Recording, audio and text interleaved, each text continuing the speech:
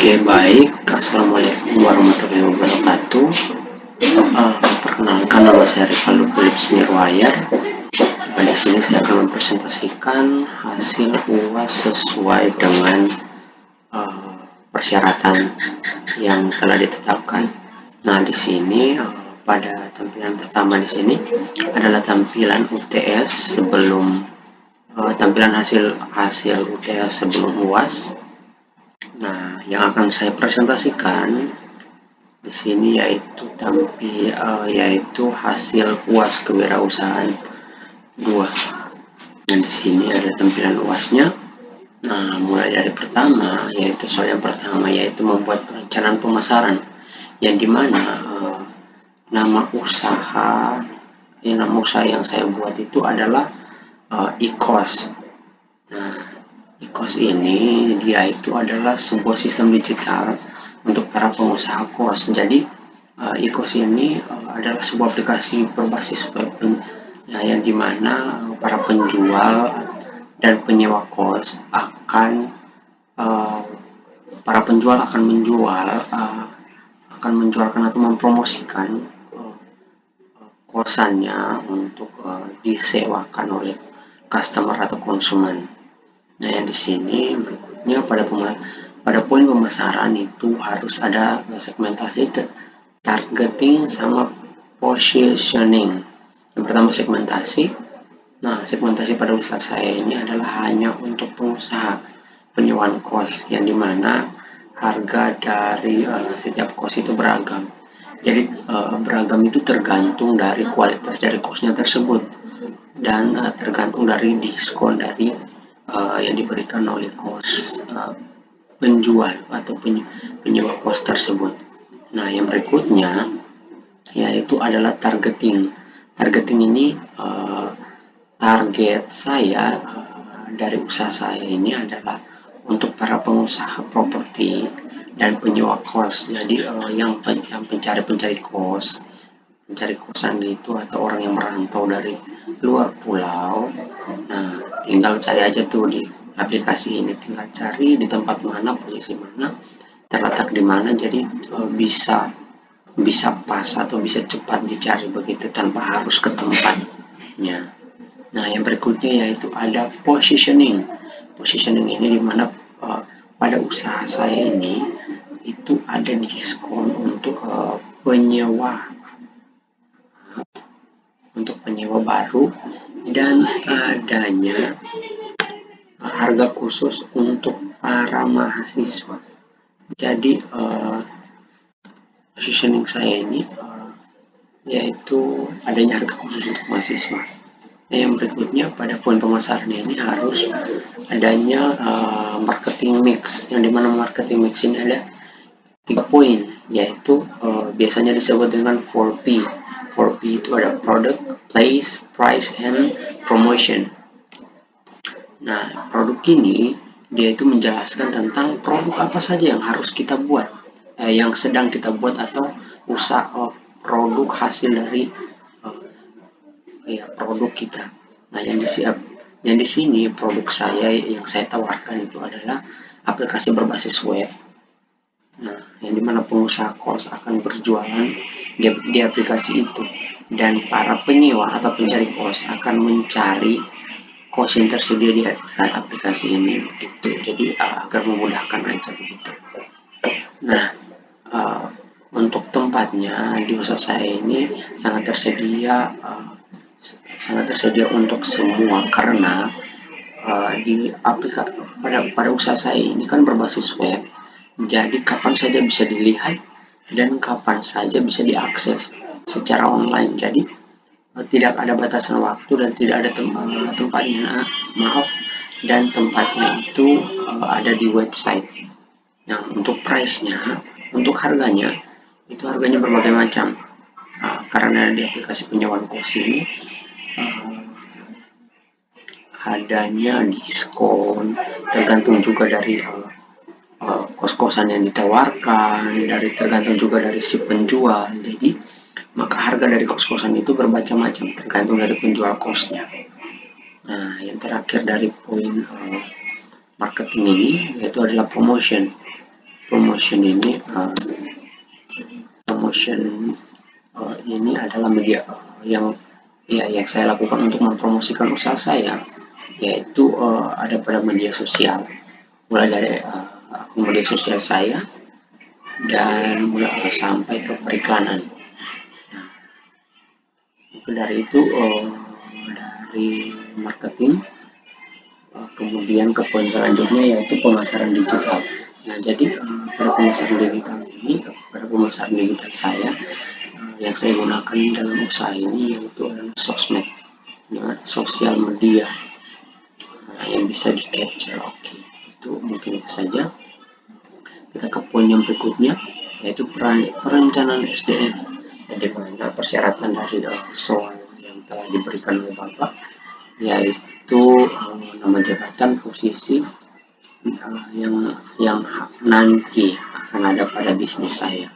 Nah, yang pertama yang saya beri yaitu adalah CEO, yang kedua adalah CTO atau Chief Technology Officer. Ya, yang berikutnya adalah CFO atau Chief Financial Officer. Yang berikutnya adalah CMO yaitu Chief Marketing Officer. Yang berikutnya juga ada COO yaitu Chief Operating Officer. Nah, yang berikutnya itu adalah VP pemasaran. Nah, dan yang terakhir adalah karyawan. Pada persyaratan yang berikutnya yaitu adalah disuruh membuat jumlah karyawan perkiraan dari 1 tahun sampai dengan 5 tahun beserta jabatannya.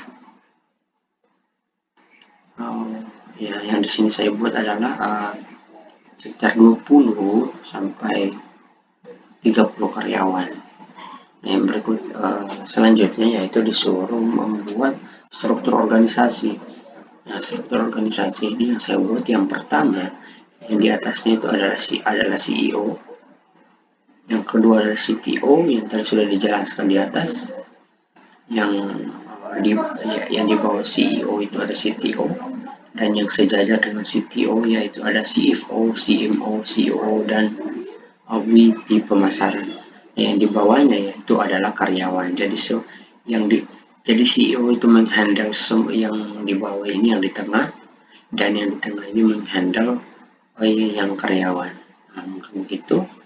Dan berikutnya yaitu adalah masuk pada poin perencanaan produksi. Nah, yang dimana poin perencanaan produksi ini yaitu terbagi menjadi 5 poin, yaitu rencana tempat usaha.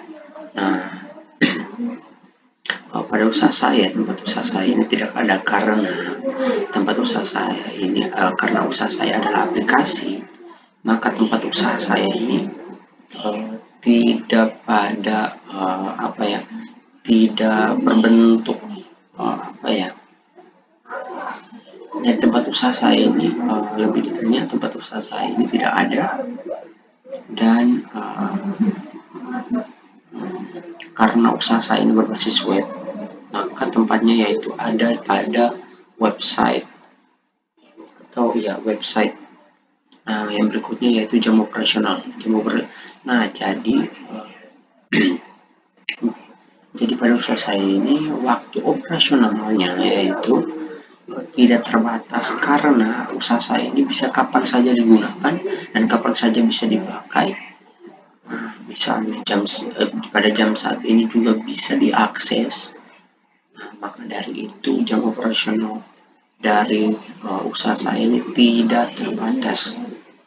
Nah, lihat tempat usaha itu tidak ada. Poin yang keempat yaitu bahan baku dari produk tersebut yaitu adalah aplikasi berbasis web tersebut. Nah, yang berikutnya yaitu proses produksi hingga konsumennya itu tidak ada.